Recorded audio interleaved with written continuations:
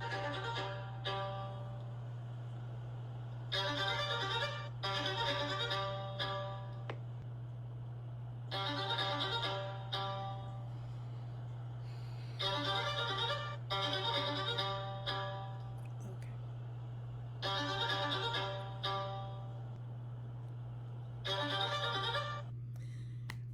right. So, surviving my first year of early retirement. All right. So, I decided to have a little fun with it and do the trend of the Netflix documentary style video. And yeah, this is definitely something that would, definitely be a great documentary. So, in a way, I'm documenting. My first year of retirement and all the things I've been doing. So, welcome, welcome. Hopefully, everyone can hear me and can see me loud and clear. Okay. So, if you're new to me, I am Kathy Michelle Hamilton, and I am an educator, an author, and an entrepreneur.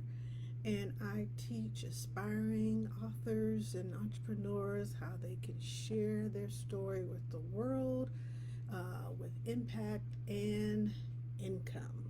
Okay, those two are very important.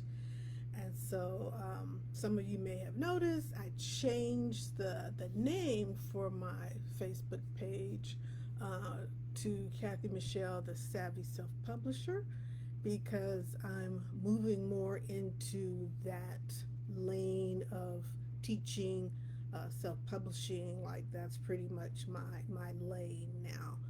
Still, offer entrepreneurial part of it as well, because pretty much if you're selling something, you're an entrepreneur. So that piece is still involved in it, but I just focusing more on the self-publishing part of it. And actually, I'm actually working on a guide. I've been working on that like the last few weeks, and yeah, I've been working on that so that could be my next self-published works. Will be a guide to help people with the self-publishing process. Hey, Janine, good to see you. Good to see you. Hope all is well. So yes, it's fun because I completely forgot my retirement anniversary. So July 1st, 2025 was my official first day of retirement. And I've been so busy. I've probably been more busy retired than I was when I was working. And it's just been every weekend I've had something to do, something to do, something to do, and it just dawned on me like, oh my God, just missed my retirement anniversary. So I'm a little late, just a couple of weeks late, but still this is July, so it's all good. The information is all good. So, for any of you who are thinking about retiring or, of course, planning your retirement, everybody should, be planning their retirement no matter what age you're at or what stage you're at. And yeah, Janine said, yeah, my birthday was in June, June 26th. So yeah, it's just been literally the busiest year I think I've ever had in my life. So it's been crazy. So I try and come on here as much as possible. But yeah, sometimes things just pop up, but I'm just like, oh, because I do like to think things out, plan things out so that, I can have information ready for you. So hopefully, I can carve out some more time to do more videos and updates and things like that. Okay. So let's get into it. So I started my retirement at 55. So since my birthday's in June, so literally when school was out, I was 55. And then like a week later, I turned 56. So technically, yeah, I retired at 55. And then a week later, it was my birthday. So it all worked out. So yes, it's been exactly 1 year. It's been probably one of the best decisions I've ever made. Of course, having a child and making, moves and stuff like that. Those are important as well. Those are top of the list, of course, would be my daughter, but definitely deciding when I was going to retire and the things that I put in place prior to retirement. And I get those kind of questions a lot. How can you retire so early? What did you do? Some people have been, real straight up like, how can you afford? Like it was just fine, because that's pretty much the top of the list of questions I get. Like, how can you afford to, retire so early? And 55 is considered, pretty early, even though as teachers, yeah, legally we can retire when we hit that, years of experience plus age, and it has to equal a certain number, then we're eligible to retire. But in the rest of the world, people continue working until they're 62 and so on and so forth. I never ever ever saw myself working until 62. Not, at least not working in the capacity that I was, being a teacher, being an instructional coach. I was an instructional coach for 10 years. So the last 10 years of working, I was out of the classroom. So sure, could I have pushed it, another 5 years? Sure. But I think mentally I was checked out already, knowing that I had reached my capacity of stretching my abilities in that role. It's kind of like once I was in the classroom for 22 years. So I felt like I had already mastered being a teacher. Okay. Not saying that you can't learn anything new, nothing like that, but the basics of teaching, I had mastered it. I taught everything from preschool to uh, ninth grade. Yeah, just so I pretty much taught every subject you can think of. So I mastered that. So that's one of the reasons why I left the classroom after 22 years. I'm like, okay, I need something else. I'm the type that needs a challenge in order for me to continue doing something. So when I left the classroom and became an instructional coach, that was a new challenge for me. I'm like, oh, okay, this is stepping outside my comfort zone. I'm learning how to present. I'm learning how to do workshops and talk to teachers and principals and parents and all that stuff. So that was great. I loved that job. It gave me a whole lot of skills that I didn't know I needed or wanted to do the things that I'm doing now. So I did that for 10 years. So it's kind of like I was at that point where it was just like, what more can I do as an instructional coach that I haven't done already? And it just, I had been an instructional coach at elementary and middle school and high school. So I hit all the grade levels. It was really either, okay, become an administrator, which I had no desire to do, or maybe it's time to go, you know and do things on your own, schedule your own thing. So the more and more I thought about it, I knew that my next move would be out. Okay, retire. So even though I was had started planning 10 years before I retired, when I got to that last 10th year of being an instructional coach, I knew my plan was correct. I was on the right path, so to speak. Okay. So, that's one thing to think about if you're planning to retire or anything like that anytime soon. You do have to do some backwards planning. Okay. So, like I said, I started 10 years before I retired. So, one of the things I started doing before I retired was create myself an additional stream of income, multiple streams of income, not just one, but multiple. Because as we know, like I said, the biggest question I get is, how can you afford to retire?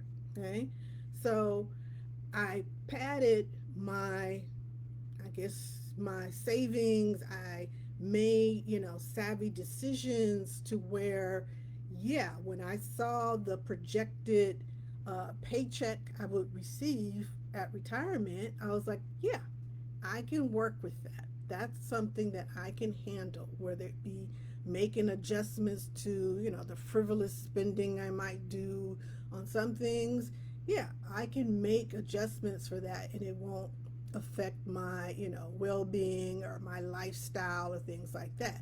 People ask me, "Oh, can you still travel? Can you still shop?" Yes, okay. I travel, I shop. I'm just more mindful of what I buy and where I go and how I spend my money. Okay, so do I, but I've never been the type to be an overspender in my life, literally throughout my life. I've never been like that. I've only spent money where I felt it was necessary. And when I say necessary, I mean like, if it's a trip I want to go to, I go no matter what. That's just how I do it. I find a way, I figure it out, whether it be cutbacks or whatever.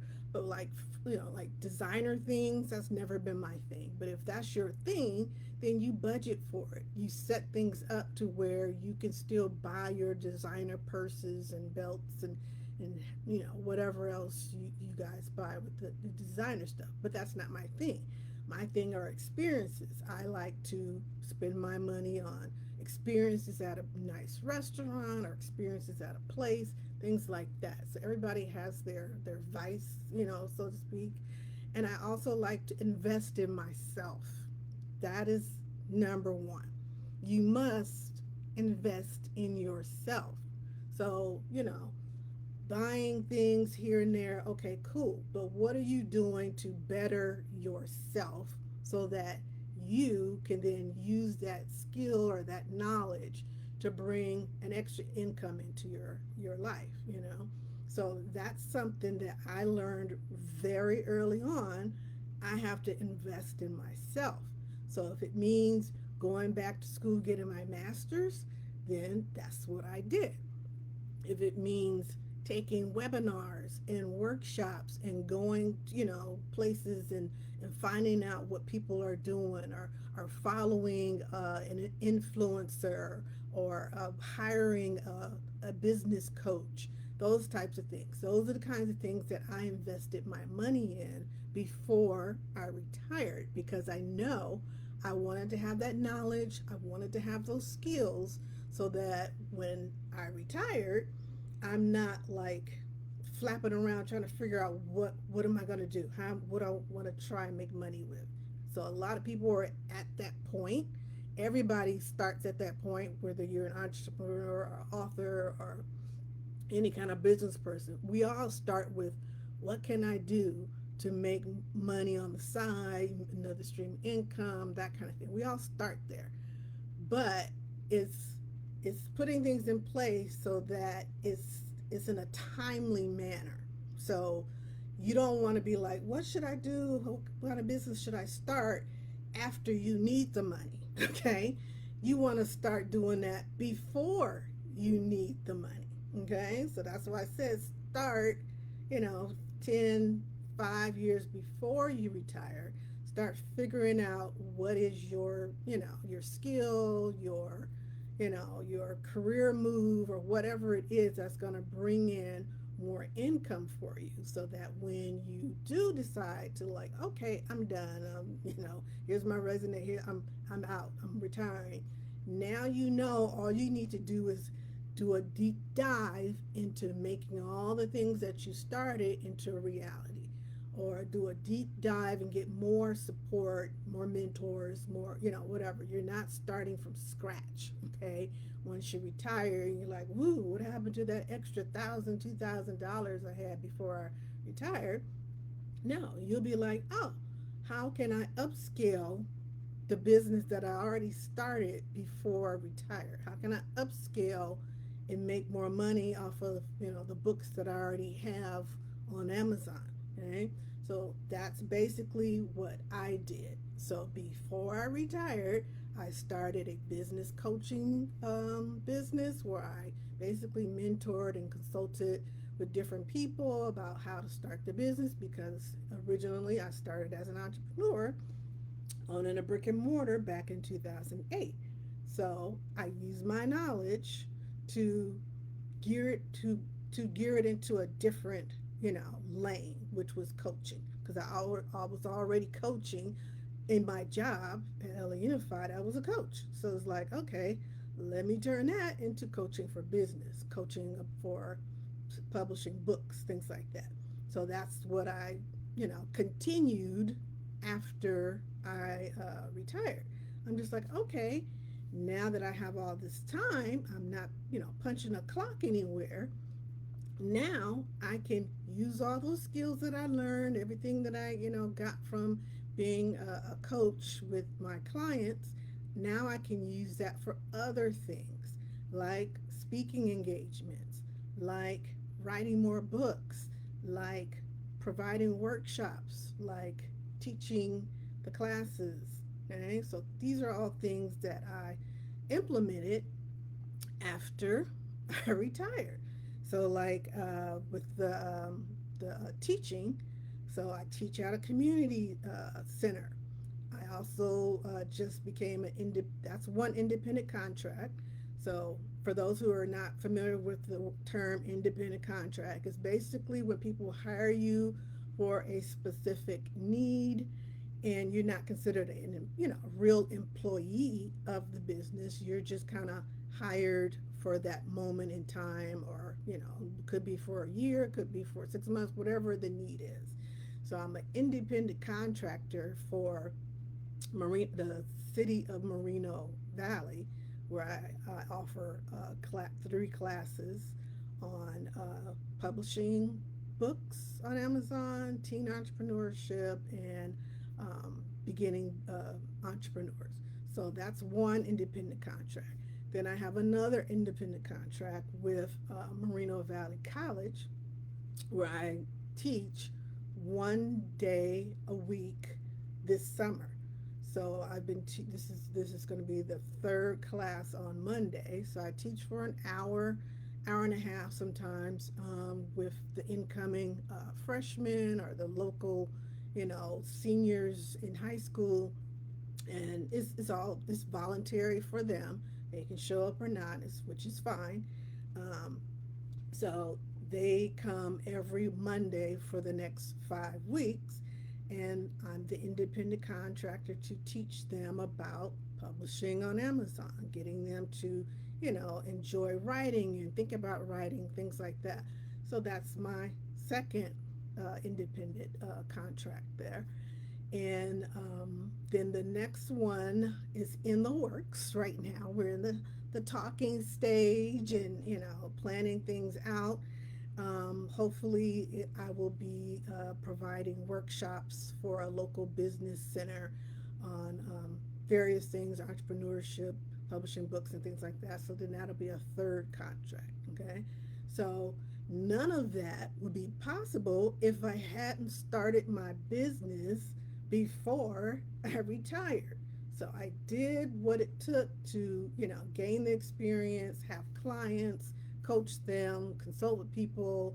So I know, giving presentations, things like that. I did all that, for quite some time, so that now all I got to do is transfer those skills that I had with that into these independent contracts. And, hopefully this is something that will repeat, throughout the year. So like the Moreno Valley College one, that could turn into something for the fall or the spring, or just you just never know. It depends on their need or want. Okay? So that's what I mean by start whatever it is you want to start before you retire, and then that will carry you over after retirement. Another thing people ask, well, since I'm a previous teacher, people are like, well, are you subbing? I'm like, I sub when I feel like subbing, plain and simple. Okay, so I joined the Moreno Valley Unified School District here, and I sub maybe 1 day a week when I feel like it. It's really when I feel like it, because that's kind of a all day commitment, working with kids and all that kind of stuff. And remember, I was out of the classroom for 10 years before I retired. So that's, not something that I'm like, ooh, let me hurry up and get back and teach these kids. No. So I really kind of use that as my mad money. Okay, so they pay very well and everything, but I use that as mad money, or when I know I got a trip coming up, like I took a trip to San Jose for my daughter's graduation. So I was like, okay, yeah, I'll work, 1 or 2 days this week so I can make the money for that trip. Let's see, Janine asks, what about medical insurance? Do you have? So with LA Unify, well, of course, when you reach that threshold of having the number of years and the age, your medical insurance stays the same. So there's nothing different about medical insurance. It's still, I have a plan that's a HMO, so it's still 100%, and you pay your co-payments. So nothing changed with the medical insurance. So I have medical, dental, vision. It's the same. So as long as you're with the district long enough to um, get your full benefits after you retire, then you're good. You're Gucci. But that's something that you have to do as part of the retirement process. Is you submit paperwork to the forgot what department is called, but basically it's part of HR, the medical and all that kind of stuff, and they will review your record to see, like, okay, will you qualify for 100% medical insurance. So if they give their stamp of approval saying, yep, you get all your insurance, then you're good. Now, the one thing I did not know, since we're on the medical stuff, so you know how, well, I don't know if everybody does it, but years ago, I got AFLECT and I got the National Teachers Association. So the supplemental medical stuff. So, like, if you're in an accident or something, AFLECT pays for your stuff, or all your yearly medical checkups. AFLECT pays you money for that, or if you get, cancer, heart attack, whatever. So I bought those two supplemental insurance policies, and it was coming out of my LA Unified check each month. So I never saw it, never worried about payment, nothing like that. But when I retired, they no longer take the money out of your paycheck because I'm no longer part of LA Unified. I'm part of a retirement check, coming from STRS. So when you retire, you have to set up your own deduction for AFLEC. You have to set up your own deduction for the National Teacher Association. So anything that was coming out of your regular check from your district, that needs to be set up separately once you retire, because you're no longer getting a paycheck from LA Unified. Okay, so yeah, so you need to find out your official, yeah, so retirement. Okay, age 60. Okay, so that's, hey, 60 is not bad. We're not that far away from it. I just turned 57, so we're not that far away from there, so why not? Why not? But yeah, so certain things that popped up after retirement, I was just like, oh, nobody told me that I need to set up a separate payment now with the supplemental policies that I had. So some things, they tell you, and some things you just find out along the way. So that's one. Okay, any supplemental payments to any policies like AFLECT or anything like that, you need to set up a separate payment for that. Okay, let me see. Oh, I was talking about subbing. So yeah, so I sub whenever I feel like it, which is great. And out here, I don't know about any other districts, they offer half days and whole days. So some days they don't need a sub all day. You know how it was back when, we're teaching. You got, what do you call those, IEP meetings, and they just need a roving sub or something like that. So a lot of ones that I do, I'm like, ooh, half day. That's the first one I'm going to click on, because when there's always kind of a list of openings of what's available. And sometimes they'll put the grade level, sometimes they don't.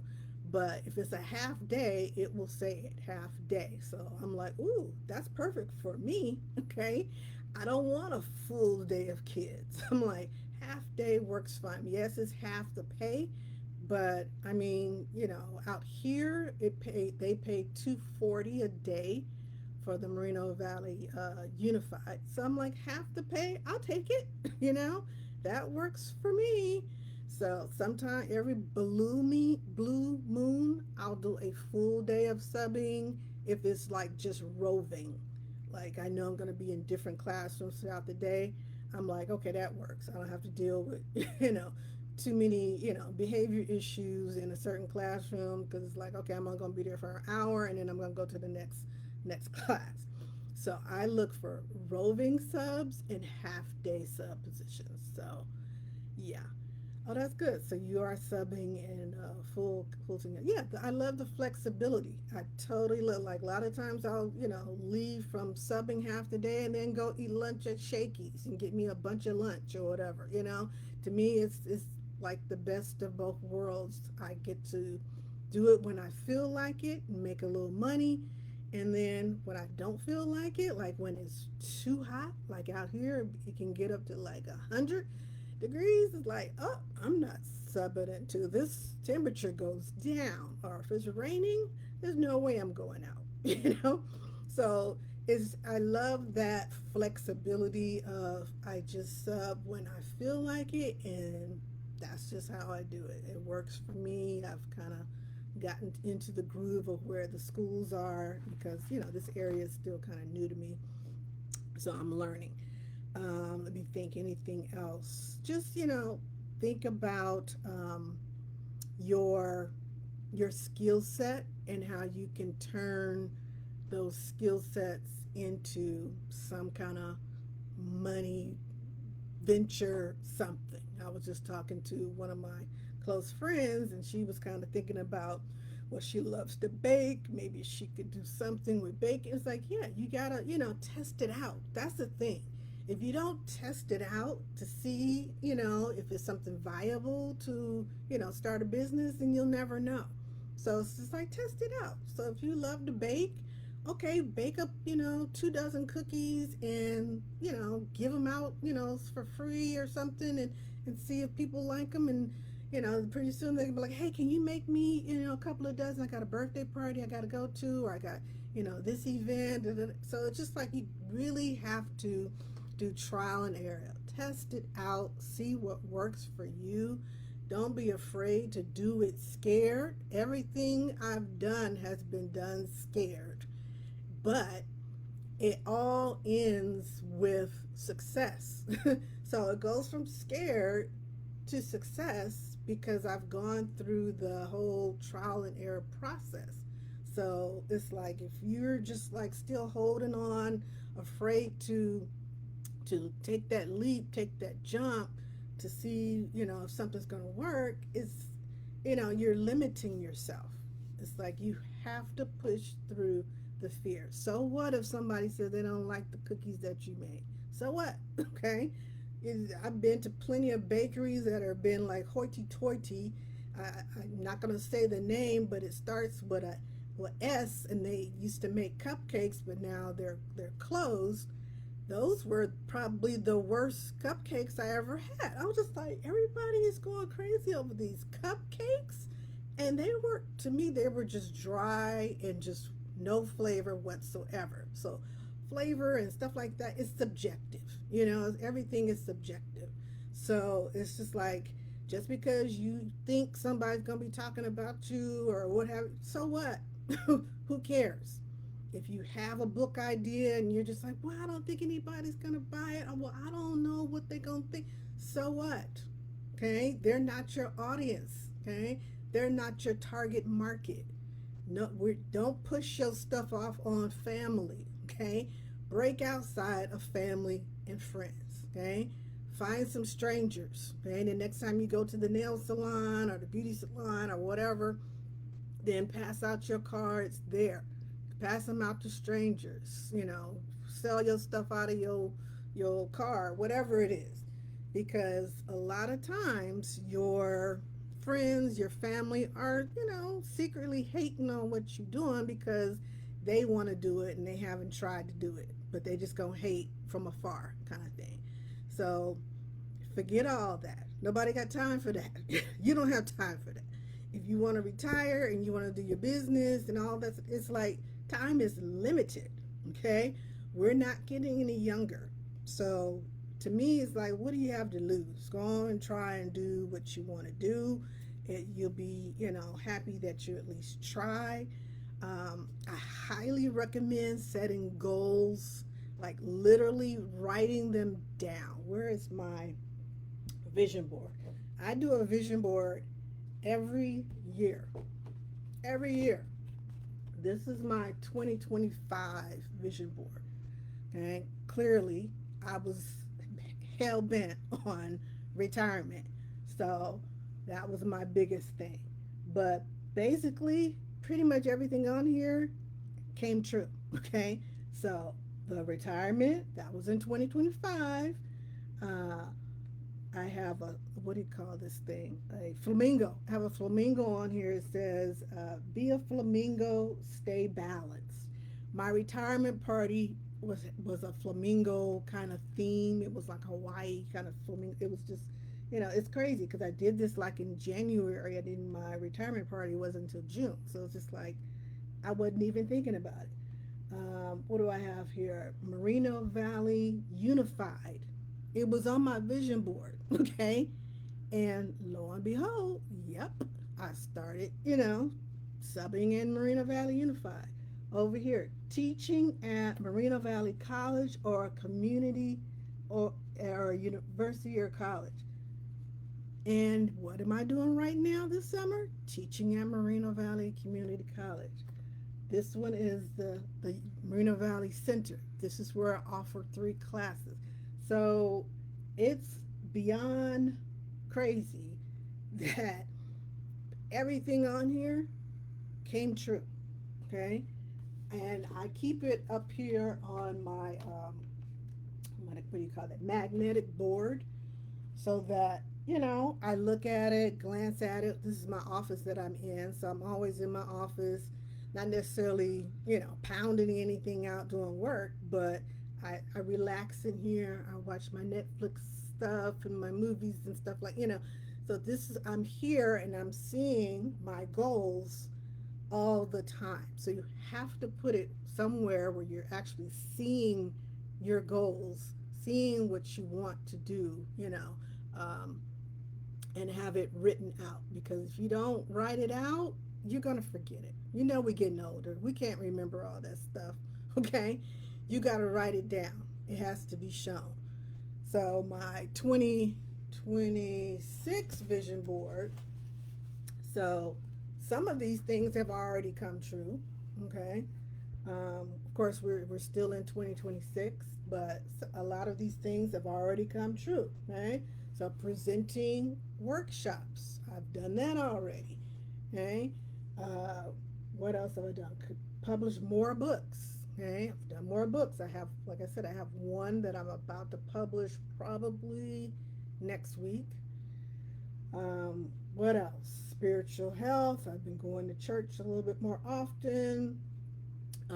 Moreno Valley classes online and in person. I just told the girl at the community center, I'm like, hey, how about offering my classes online in addition to the ones in person? She said, that's fine, no problem. They'll just, figure out what platform and stuff to use. So providing paid coaching and mentoring. So if the deal for the next independent contract comes through, then yeah, I'll be getting paid for my coaching and mentoring. So there's so many things that you have to plan ahead. You have to think it out. You have to write it out, okay? So that it stays in the forefront, and then you can reflect, just like I did. Reflect on everything that you're planning to do, what you want to do, those kinds of things. Let me think. What else have I been doing? What else have I been doing? Pretty much trying to do a little bit of exercising. So let's get on the health thing, okay? So the things that change as you get older and you retire. So I don't know what it is, but literally as soon as I retired, my body was like in relax mode. It was just like, boat. Like, I felt like my body was just like, just suddenly just said, well, we just gonna chill right here. So, and I've read this in magazines and seen it online that, women, especially women, our muscles become a lot more, I don't know what, they disappear or something. It's just like me trying to open up a can of, pickles or whatever. I'm just like struggling, or I'm gonna say a jar of pickles, just struggling to, I'm just like, oh my God, where's my strength? I feel like I lost all my muscle strength from not, getting up and going to work every single day. So it's just like, I'm like, oh, I need to get on, get some weights and all that stuff to like rebuild my muscles. It's like this arm, I feel like I can't even push it all the way up sometimes. I'm like, why am I like, so I know I need a massage. I'm gonna get that soon, but I just felt like the retirement phase for my body is like, huh. I'm making so many sounds, getting up off the couch, getting up out of the chair, pushing. I'm just like, my daughter was in town for 4th of July, and she was like, oh no. She couldn't believe how many sounds I was making every time I moved or trying to get out the pool. We were at my sister's house in the pool, and she's just like, you can't get up without holding something. I'm like, no, I need to hold on to something to get up. Otherwise, I'm going to fall back. So definitely get your health in order, exercise. I mean, I do like line dancing on a semi regular basis. I go to the senior center. I'm a senior, okay? So I go to the senior center and do some line dancing once a week, but I feel like I need to do a little bit more just to get these muscles moving. Yes. So take classes at Tark Senior. Yes, for sure. So they offer a lot of different classes. I just do the one that I like the best, which is line dancing. But I think I'm gonna start doing their exercise one as well, just to kind of keep my body moving. But it's not like I'm just like sitting every day. I move around the house. I'm doing stuff outside. I go walk around the mall and stuff like that. But it's just like over time, the muscles have changed. Okay, so just get ready. If you plan on retirement, start some kind of exercise regimen or something, to make sure your body is still moving and doing like that. And then, like I said, I've been so busy, like every other weekend we're doing something, going somewhere, doing something. Like tomorrow we're going to one of the casinos, which is about an hour away from us, to do some activities there. So it's not like, I'm just sitting in the house every day, but you know.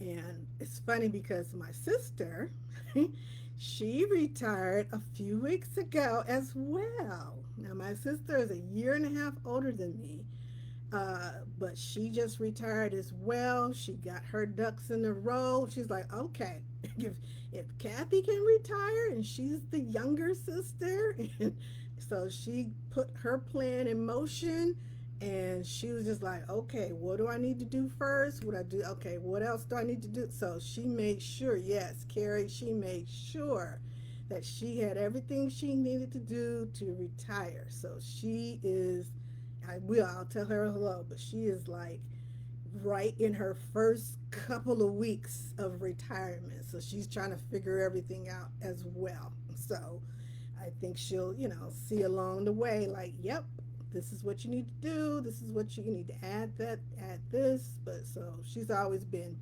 busy as well. And she had her business before she retired. So she has her flower arrangement workshops that she has. She's been doing that, gosh, for the last, I want to say 6 years or so, might be a little bit longer.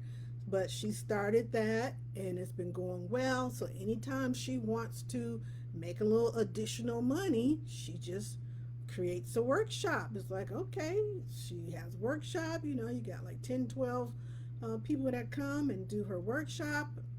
She does it in her backyard, so it's just a nice beautiful spot with the pool right there, and so it's just like she put that in place before she retired. She also became an author finally after years of me pushing, telling her, go on, girl, do it, you can do it, you can do it. Don't, 'cause she kind of, she started and then she stopped and then she started and so finally, yes, finally she was like, okay, full steam ahead. And when I say she was full steam ahead, that girl, she hired photographers, she hired, people to lay out the book, so she hired all the professionals to take care of everything. So kudos to her, because that is a tedious process when you're waiting for somebody else to read your manuscript, waiting for somebody else to edit it and lay it out, and you got to, approve everything. So that is a lengthier process than self-publishing. It's still self-publishing, but it's just, sourcing out all the details. So I've never done that. Okay, I'm more of hands-on, like I'm gonna figure this out myself. I could be a little hard-headed, so I like to figure things out myself. So for my books, I just I just push through and give myself a headache to where it's done. So, but her book is out, is hosting for all seasons. It's available on Amazon, and she has her website, carrieb.com. I'll put that in the chat. So if anyone wants to check out her book, Carrie B, there it is, carrieb.com. So there. So if anybody wants to check it out, feel free to take a look at her book. It was definitely a labor of love, but it's beautiful. It turned out so good. You actually see me in there, me in the pool. And you might see my hands, stuff like that. So let me see if there's anything else on my list of things I wanted to update you guys on. I think I hit all the topics. I didn't want to stay on here too long, so yeah. But I hope you guys are planning your retirement, whether it be 5 years from now, or 3 years, or 2 years, or maybe you're trying to retire next year. Start planning. Start planning your side passion business. So bake the cookies, sell them. Write the book, sell it, do the whole spiel. See what happens. Don't limit yourself. You just you feel like you are not living your life to the fullest until you've really released, okay, and tried all the things that you say you want to try, okay? As always, if you need any help or support, or you have questions about retirement or publishing a book or starting a business, don't hesitate to reach out. My email, everything is on the top banner of the Facebook, so feel free to reach out. Thank you for joining. Have a good night, Janine. I know you're like 3 hours ahead, so we might be a little late. So enjoy the rest of your evening, and I'll check back with y'all later. All right. Bye.